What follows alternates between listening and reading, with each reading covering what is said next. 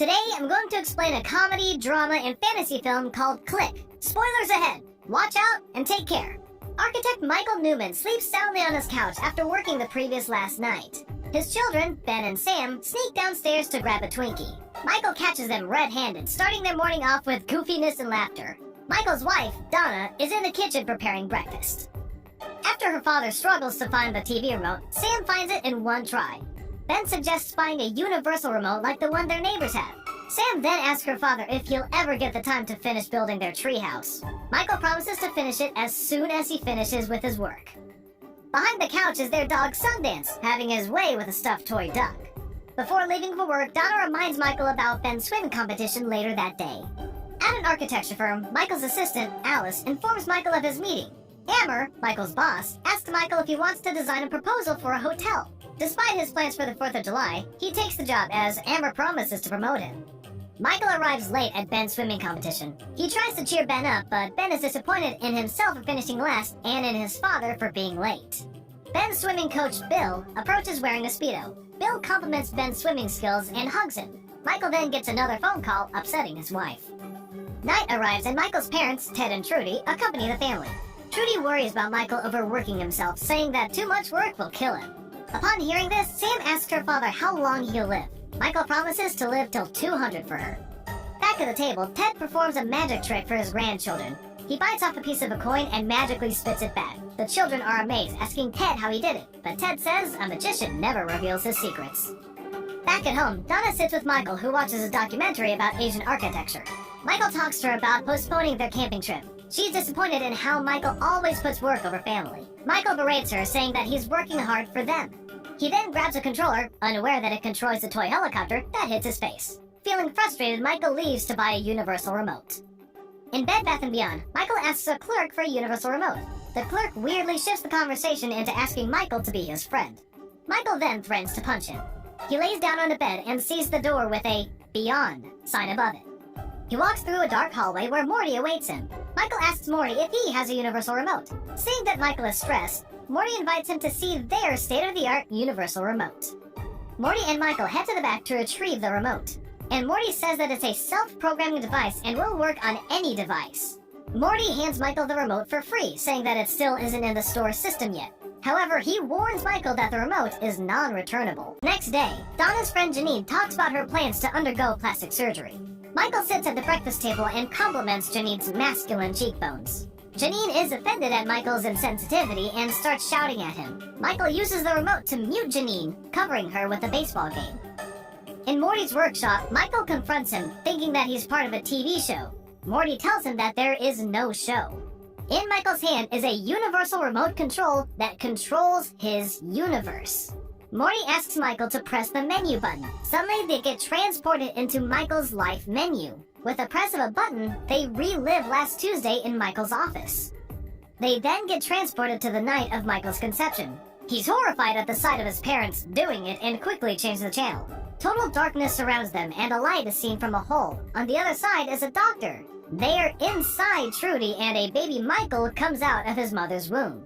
At first sight, they thought Michael was a girl due to his exceptionally small privates. They then visit Lake Winnipesaukee in Michael's teen years. Michael invites his friends to eat with him, but they all choose to eat at a rich kid's Winnebago. To cheer Michael up, Ted performs his coin trick for the first time. This amazes young Michael and Morty.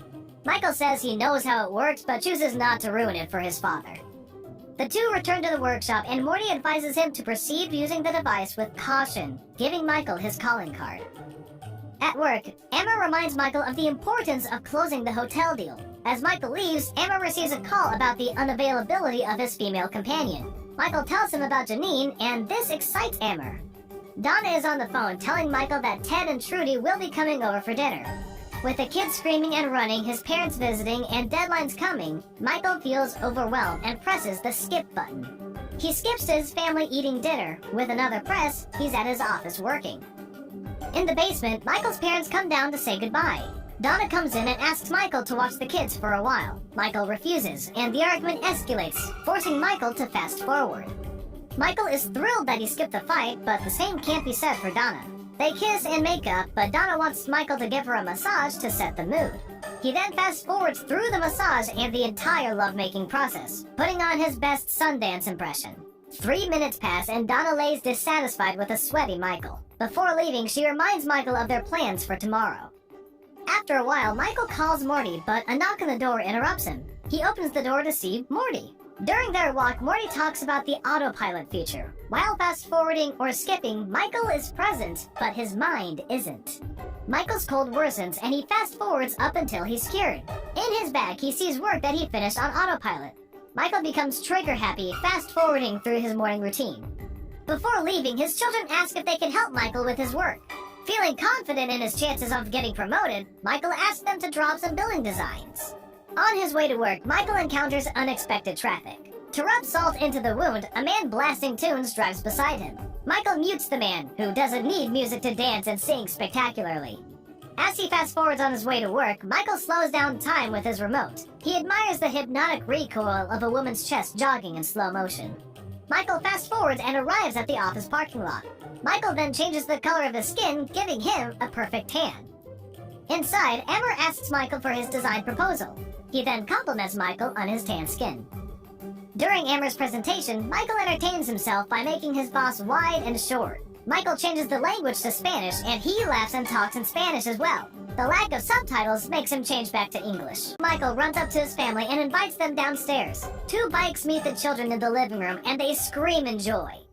Michael breaks the news of him becoming Amber's partner. Donna hugs Michael, telling him that she knew the day would be successful because she heard their song on the radio.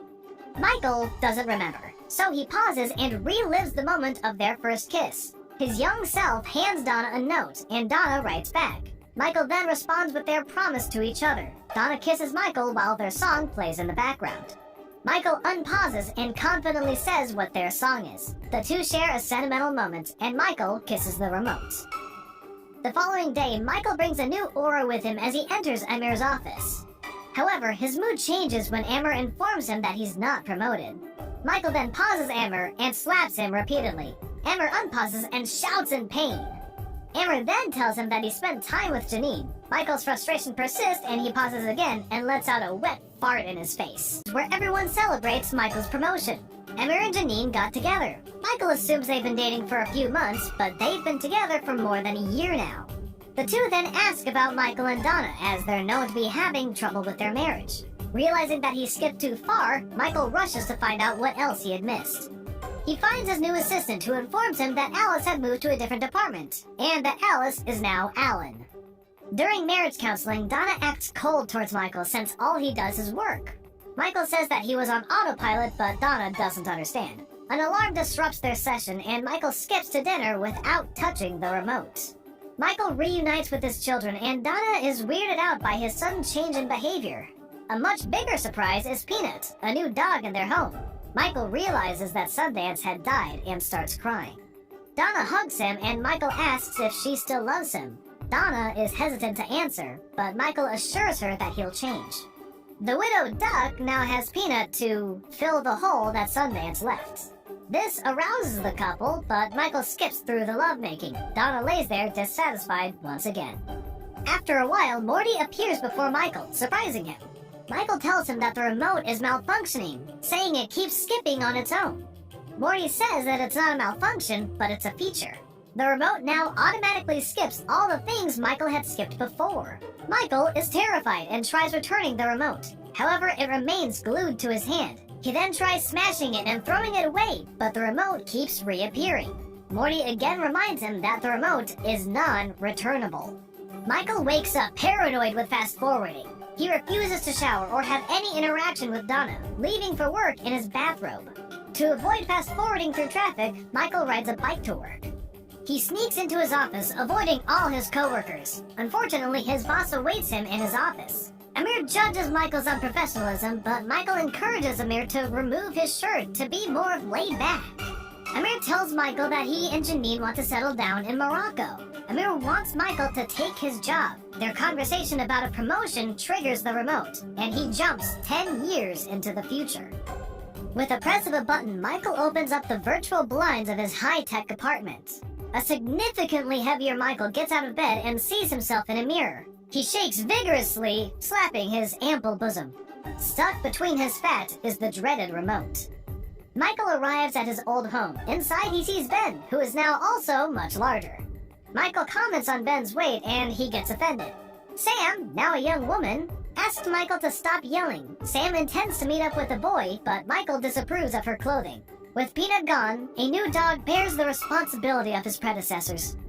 Michael squeezes his way outside and hugs Donna, but Donna kisses her new husband, Bill.